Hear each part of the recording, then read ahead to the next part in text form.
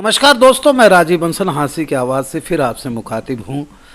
शिक्षा अधूरे मनुष्य को पूरा बनाती है और शिक्षा के बगैर मनुष्य अधूरा भी रहता है। यह सभी ऋषि मुनियों का भी मानना है, शस्त्र शास्त्र ज्ञाताओं का भी मानना है।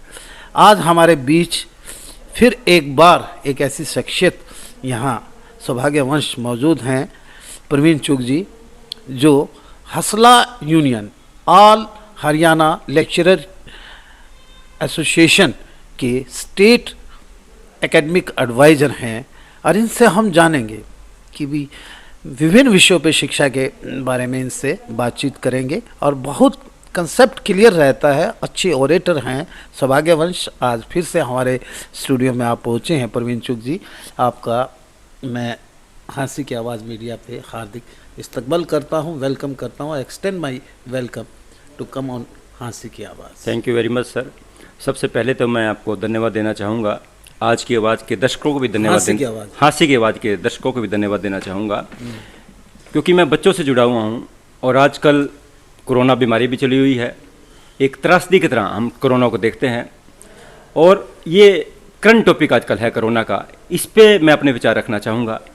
आगे बढ़ूँ इससे पहले, जैसे कि मुझे पता लगा है कि आज आपका जन्मदिन है, उसके लिए भी मैं आपको शुभकामनाएं देना चाहूँगा सर। जिंदगी का एक साल हमने अपने और कम कर दिया। ये आपकी शुभकामनाएं कबूल है। बिल्कुल सोच की बात है सर। आप इसको कह रहे हैं कि ज़िंदगी का दिन कम कर दिया, लेकिन मैं कहूँगा कि बहुत बहुत अच्छा व्यतीत आपने एक साल किया है। It's your optimistic approach towards me sir. Thank you sir. Thank you sir. मैं जिंदगी को साथ निभाता चला गया, हर फिक्र को धुएं सा उड़ाता चला गया। बिल्कुल सर। आइए टॉपिक पे चलते हैं सर। इस वैश्विक आपदा के चलते, ग्लोबल पैंडेमिक के चलते हुए बच्चे बड़े सैंडविच से हो गए हैं डिजिटल एजुकेशन के माध्यम से, और डीएचई कुछ यानी कि डिसीजन ले रही है कि सितंबर से डाउट क्लासेस लगाने का। वो कितना पॉजिटिव है, कितना नेगेटिव है, प्रो एंड गेंस उसके हम जानना चाहेंगे। विस्तार पे आपको बताऊंगा सर। डीएससी जो डायरेक्टर सेकेंडरी एजुकेशन ने परसों ही एक लेटर जारी किया है। 21 तारीख से सर डाउट क्लासेस स्टार्ट करने जा रहे हैं। जहाँ तक अभी आपने पहले बच्चों की बात करी थी सर, बिल्कुल हम भी सर बच्चों को बहुत ही मिस कर रहे हैं, बहुत मिस कर रहे हैं, क्योंकि बच्चों के बिना कुछ भी नहीं है सर। लेकिन त्रासदी ऐसी है कोरोना की, दूर रह के भी काम में चलाना पड़ता है ऑनलाइन के माध्यम से, और आउटपुट नहीं आ रही है। अब आपने जहाँ तक पूछा है कि इसके नफ़ा नुकसान की आपने बात कही है, प्रो एंड गेंस की बात करी है। डाउट क्लासेस, बच्चों को डाउट रहते हैं। अब भी हम टेलीफोनिकली व्हाट्सएप पे उनके डाउट क्लियर कर रहे हैं। अब फिजिकली बच्चे आएंगे। मैं इसको पॉजिटिव मानता हूँ, मैं इसको नेगेटिव नहीं मानता कि हमें शुरुआत अब करनी ही पड़ेगी कहीं ना कहीं से, क्योंकि सर कोरोना को एंड नहीं है। ये नहीं है कि कोरोना अक्टूबर में ख़त्म हो रहा है या कोरोना दिसंबर में ख़त्म हो रहा है। अभी मैं WHO की बात सुन रहा था, उन्होंने एक बात कही, बड़ी डराने वाली बात करी, ये तो शुरुआत है अभी। अब आप देखेंगे कुछ दिनों के अंदर आपके 10 लाख केसेस डेली आएंगे, जो आप 1 लाख आ रहे हैं। तो इसका सर एंड नहीं है, हमें शुरुआत कहीं ना कहीं से करनी पड़ेगी। ये बिल्कुल हमने डाउट क्लासेस से शुरुआत की है। यानी कि यू मीन टू से कि हमें कोरोना के साथ जीना पड़ेगा। बिल्कुल जीना पड़ेगा। ये सर इसको आप ये कह सकते हैं सर, डाउट की बजाय आप ये कहें it is the partial opening of the schools. Yes sir, partial opening of the physical school. जी, पार्शियल ओपनिंग है स्कूल की। एक ट्रायल हो जाएगा सर बच्चों का, ताकि थोड़े बच्चों के अंदर एक ट्रायल होगा और सक्सेस रहता है, और मैं मानता हूँ सक्सेस रहेगा, ऐसी बात नहीं है। अगर इसके अंदर हम सिर्फ प्रिकॉशंस लेते हैं तो जो प्रिकॉशंस हैं हम बच्चों को गाइड करेंगे, टेलीफोनिक भी गाइड करेंगे। क्योंकि मैंने पिछली बार जब आपके पास आया था तो मैंने एक बात कही थी, इसका एक ही सोल्यूशन है सर, अवेयरनेस। इसके अलावा कोई भी सोल्यूशन नहीं है। सोशल डिस्टेंसेस आपको मेंटेन करनी है, जो हमारे प्रधानमंत्री मोदी जी अक्सर कहते हैं सर। मास्क का आपको उपयोग करना है, बार बार सैनिटाइजेशन करना है, और 20 सेकंड तक आपको हाथ को वॉश करना है। बिल्कुल कोई भी डरने की जरूरत नहीं है सर, कोई ऐसी गंभीर चलो ये प्रिकॉशंस हुई। बिल्कुल। हम स्कूल की बात करते हैं। स्कूल में बच्चे ऑफ एंड ऑन पे अपने डाउट्स क्लियर करवाने आए, या आपके रोस्टर के मुताबिक जब आप स्कूल पहुंचेंगे तो वो आपको टेलीफोनिकली यानी कि कन्वे करेंगे मैसेज। जी। तो क्या वे उन बच्चों का कोरोना टेस्ट की रिपोर्ट साथ में लेके आएंगे कि वे नेगेटिव हैं? बिल्कुल, वो मैं उस पे आ रहा हूँ बात। अभी जो डीएससी की इंस्ट्रक्शन है sir, partial regarding partial opening of the school, उसके अंदर ये कंपलसरी है कि टीचर्स का कोरोना टेस्ट, हमारे 80,000 के आसपास लगभग टीचर हैं सर, हिसार डिस्ट्रिक्ट में बात कर रहा हूँ, जो 9 to 12 क्लासेज को टीच करते हैं। ये जो पार्शियल ओपनिंग हो रही है, it is only for 9 to 12 sir, 1st to 8 का इसके अंदर हाँ, कोई 9 जिक्र to नहीं 12, है। बिल्कुल। तो 80,000 के लगभग हमारे सर गवर्नमेंट और प्राइवेट के टीचर्स हैं, सबके लिए कोरोना का टेस्ट कंपलसरी है। ये बिल्कुल आपकी बात ठीक है, इसके अंदर स्टूडेंट का कहीं भी कोई जिक्र नहीं है कि कोरोना करवा के आपको टेस्ट आना है या नहीं आना है। लेकिन ये इसकी ड्रॉबैक है, मैं मानता हूँ और मैं डिमांड भी करता हूँ अपने शिक्षा मंत्रालय से, सरकार से, कि बच्चों के लिए भी आपको प्रोविज़न करना चाहिए, कि हमारे गरीब बच्चे हैं सर, वो अफोर्ड नहीं कर सकते, कुछ इस तरह का प्रोविज़न आपको करना चाहिए। या आपके सीएमओ को, एसएमएमओ को इंस्ट्रक्शन देनी चाहिए कि स्कूल से अगर वो लिखवा के आता है कि स्कूल के अंदर पढ़ रहा है, तो इसका फ्री ऑफ कॉस्ट आप टेस्ट करें, टेस्ट की रिपोर्ट लेके आए, अगर नेगेटिव है तो ही स्कूल के अंदर उसकी एंट्री होनी चाहिए। सर, मैं एक बिल्कुल कन्वेंशनल टाइप की अप्रोच का आदमी हूँ। क्या स्कूलों में बच्चे फिजिकली पहले आते थे?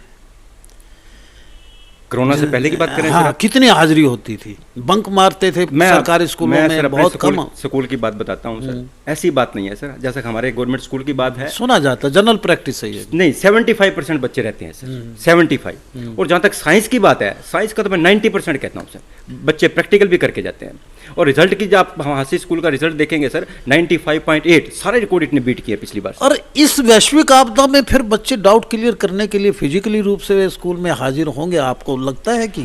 नहीं, मैं कह रहा हूं सर, बच्चों के डाउट अब भी हम क्लियर कर रहे हैं ऑनलाइन। अगर फिर कुछ बच्चे हैं जिनके नहीं हो पाते, आएंगे बच्चे, ऐसी बात नहीं है सर, आएंगे, बिल्कुल आएंगे सर। लेकिन कोरोना टेस्ट होना जरूरी है, ताकि जो हमारे टीचर कम्युनिटी है, बच्चे हैं सर, वो सेफ रहें। सेफ्टी पहले जरूरी है सर, ये ऐसा होना चाहिए। ये डीएचसी की ठीक गाइडलाइंस मानते हैं? बिल्कुल, मैं सहमत हूँ सर डीएससी से। मैं कह रहा हूँ कि शुरुआत करनी पड़ेगी सर। कब तक आप सोचेंगे स्कूल नहीं खोलेंगे, कब तक? चलो अलग टॉपिक पे आते हैं। अब आप एक लेक्चरर हो गए हैं, एक प्रवक्ता हो गए हैं मॉडल संस्कृति सीनियर सेकेंडरी स्कूल के। आपका स्कूल जो हांसी सीनियर सेकेंडरी स्कूल है, गवर्नमेंट सीनियर सेकेंडरी, वो मॉडल संस्कृति सीनियर सेकेंडरी स्कूल में प्रमोट हो गया है। ऐसे 84 स्कूल और बना दिए गए हैं, कुल 112 स्कूल हैं। क्या ये कितना बढ़िया डिसीजन है कि भी कुछ स्कूल्स यानी कि रह जाएं हरियाणा गवर्नमेंट से एफिलेटेड और कुछ सीबीएसई से एफिलेटेड? तो ये कितना डिफरेंशिएट है, कितना यानी कि उनमें डिस्क्रिमिनेशन नहीं होगा क्या? ये ऐसा था सर, जो पहले आपने 28 स्कूल की बात की है, उसके अंदर हमारे हिसार डिस्ट्रिक्ट की मैं बात करता हूँ, सिसाई के अंदर मैं लगभग 9.5 साल सेवाएं वहाँ दे के आया हूँ सर। जब स्कूल वो बना था तभी से मेरी वहाँ पे अपॉइंटमेंट थी। उसी बेस पे ही सरकार ने सर, उसी बेस पे कि उनकी कामयाबी को देख के सर ने डिसीजन लिया, सरकार ने डिसीजन लिया कि हमें 84 स्कूल और बनाने चाहिए। अब बात आपकी आ जाती है कि लेकिन जो पहले वाले जो स्कूल थे वो हमारे हरियाणा बोर्ड से ही एफिलेटेड है। अब इसके अंदर एक फैसला ये लिया गया है कि सभी स्कूल्स को सीबीएसई से एफिलेटेड कर दिया जाए। मैं सहमत नहीं हूँ सर इससे, हमारी यूनियन भी इससे सहमत नहीं है ये, क्योंकि मैं चाहता हूँ कि स्कूल सारे के सारे सर हरियाणा बोर्ड से ही एफिलेटेड होने चाहिए। क्या स्टेट अपनी आइडेंटिटी खत्म नहीं बिल्कुल, करता? ये बिल्कुल स्टेट खुद ही कह रहा है कि हमारा बोर्ड अच्छा नहीं है सर, ये बिल्कुल मैं आपकी बात से सहमत हूँ। ये वाले सारे स्कूल सर हमारे हरियाणा बोर्ड से ही होने चाहिए। हमारा हरियाणा बोर्ड सक्षम है, हमारे अध्यापक सक्षम है, हमारे टीचर सक्षम है सर। अल्टीमेटली आप क्या कहना चाहते हैं? पहले तो एक यानी कि जो स्कूल खुल रहे हैं उनके बारे में डाउट क्लासेस, और फिर इसमें बस 2 लाइन का प्रीमाइज इनटू 2 लाइन्स। मैं स्कूल की जहाँ तक बात है, मैं सरकार के फैसले के साथ हूँ। स्कूल खुलने चाहिए, बिल्कुल खुलने चाहिए। पार्शियल ओपनिंग हो रही है और 1 अक्टूबर से पूर्ण रूप से स्कूल खुलने चाहिए। लेकिन प्रिकॉशन जो सरकार ने तय की है, कोरोना टेस्ट टीचर्स का करवाया जा रहा है। मैं चाहता हूँ सर, बच्चे जब आए सभी बच्चों का कोरोना टेस्ट भी होना चाहिए सर। साथ में सर्टिफिकेट लेके। हाँ बिल्कुल, कोरोना का नेगेटिव का सर्टिफिकेट हो। बच्चा अगर नेगेटिव दिखाता है, टीचर्स की भी एंट्री तभी होगी जब टीचर्स का नेगेटिव होगा, बच्चे की तभी एंट्री होगी, प्रिंसिपल की तभी एंट्री होगी जब टेस्ट उसका नेगेटिव हो, 4th क्लास की तभी एंट्री हो जब सभी का नेगेटिव। सेकंड जो model school promote, model school की जहाँ तक बात है, मैं इससे भी सहमत हूँ। सरकार का फैसला बिल्कुल सही है।